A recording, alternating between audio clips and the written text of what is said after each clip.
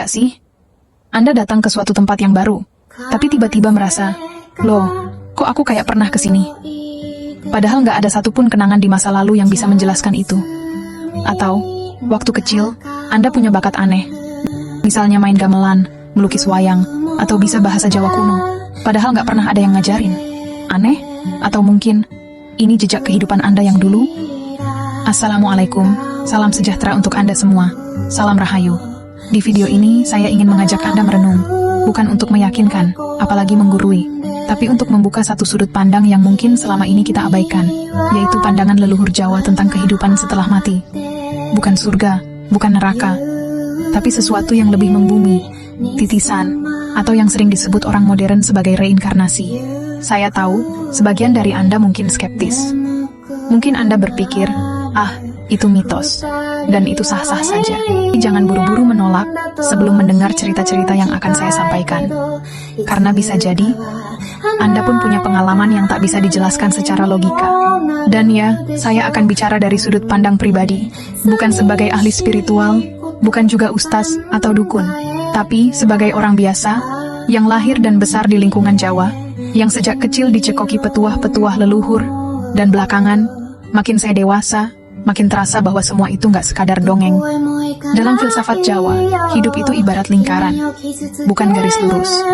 Dari mana kita berasal, kesanalah kita akan kembali. Ini yang disebut sebagai sangkan paraning dumadi, asal dan tujuan kehidupan. Manusia itu menurut kepercayaan Jawa, adalah bagian dari semesta. Bukan milik kita pribadi, tapi bagian dari sangkaning urip, asal hidup itu sendiri. Saat seseorang meninggal, raganya memang hancur, tapi jiwanya tidak. Jiwa akan menempuh perjalanan baru, hingga pada akhirnya bisa turun, atau nitis ke tubuh manusia lain. Lalu muncul pertanyaan, apakah setiap orang adalah hasil titisan? Jawabannya, tidak selalu. Menurut ajaran Jawa, hanya jiwa yang belum lulus, yang akan kembali. Jiwa yang masih punya urusan dunia, bisa berupa karma, bisa berupa tugas yang belum selesai. Inilah kenapa leluhur kita sangat menekankan pentingnya hidup yang seimbang. Mereka percaya, kalau kita hidup seenaknya, meninggalkan luka, hutang budi, atau bahkan dendam, maka jiwa kita akan terjebak dalam siklus yang sama. Dan hebatnya, semua ini sudah tertulis dalam pitutur kuno. Jauh sebelum kata reinkarnasi dikenal di buku-buku filsafat barat atau Hindu-Buddha populer. Usianya belum 5 tahun, tapi ia bisa menyanyikan lagu Jawa kuno lengkap dengan cengkoknya. Ibunya kaget, karena di rumah tidak pernah ada yang mengajarkan. Setelah diselidiki, ternyata lagu itu adalah tembang, yang dulu biasa dibawakan oleh seorang dalang tua di desa sebelah, yang sudah meninggal sebelum si anak lahir. Cerita semacam ini bukan satu dua. Di Yogyakarta, ada kisah tentang anak perempuan yang sejak kecil takut air, khususnya sungai. Ia selalu menangis setiap kali diajak ke tempat yang ada suara gemericik. Orang tuanya bingung. Sampai suatu ketika, anak itu mimpi berulang kali. Dirinya tenggelam, dibawa arus, dan tak pernah kembali. Aneh? Bisa jadi. Tapi dari sisi filsafat Jawa, itu bukan sekadar mimpi, tapi pasti gema trauma jiwa lama. Saya juga pernah bertemu seorang kakek yang percaya bahwa cucunya adalah titisan kakek buyutnya sendiri. Kenapa? Karena si cucu punya kebiasaan dan cara berjalan yang persis. Bahkan kalimat-kalimat yang ia ucapkan kadang sama. Sang kakek mengatakan, jiwa itu punya sidik jari sendiri. Kalau kita peka, bisa kita rasakan. Lalu bagaimana dengan Anda? Coba renungkan. Apakah Anda pernah merasakan takut pada sesuatu yang Anda sendiri tak tahu kenapa? Pernah punya mimpi yang sangat nyata, berulang, dan terasa seperti kenangan? Atau punya ketertarikan kuat terhadap budaya tertentu, padahal Anda tidak dibesarkan dalam budaya itu? Kalau iya, bisa jadi, itu adalah jejak jiwa Anda yang dulu. Sekarang saya ingin mengajak Anda melihat dari sudut yang lain. Kita harus jujur. Tidak semua hal yang terlihat aneh atau misterius bisa langsung kita simpulkan sebagai bukti reinkarnasi. Kadang, ada penjelasan logis di baliknya. Misalnya, ingatan anak kecil bisa saja false memory. Psikologi modern mencatat bahwa anak-anak mudah menyerap informasi dari lingkungan. Bahkan, mereka bisa menciptakan memori palsu berdasarkan potongan percakapan orang dewasa, cerita yang mereka dengar, atau tayangan TV yang mereka tonton. Jadi, ketika seorang anak tiba-tiba bicara tentang hidup sebelumnya, bisa jadi itu bukan dari alam gaib, tapi dari otaknya yang sedang aktif menyusun fragmen. Fobia dan trauma. Tanpa sebab, bisa dari genetik atau didikan. Misalnya, ada anak takut air, padahal nggak pernah tenggelam. Kita menganggap itu aneh. Tapi siapa tahu, ibunya selama mengandung sering cemas soal tenggelam. Atau si anak melihat peristiwa air sebagai hal menakutkan sejak dini. Di sisi lain, ilmu genetik ini juga menemukan bahwa trauma bisa menurun dalam DNA. Ini disebut epigenetik. Artinya, bisa jadi Anda takut ular bukan karena reinkarnasi, tapi karena leluhur Anda pernah trauma diserang ular, dan bekasnya tersimpan dalam tubuh Anda sekarang. Bakat luar biasa, sejak kecil, bisa. Jadi kombinasi genetik plus lingkungan.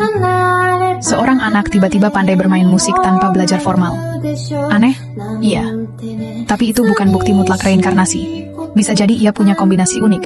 Keturunan dari keluarga musikal, ditambah otak yang sangat sensitif terhadap pola bunyi, dan tumbuh di lingkungan yang mendukung.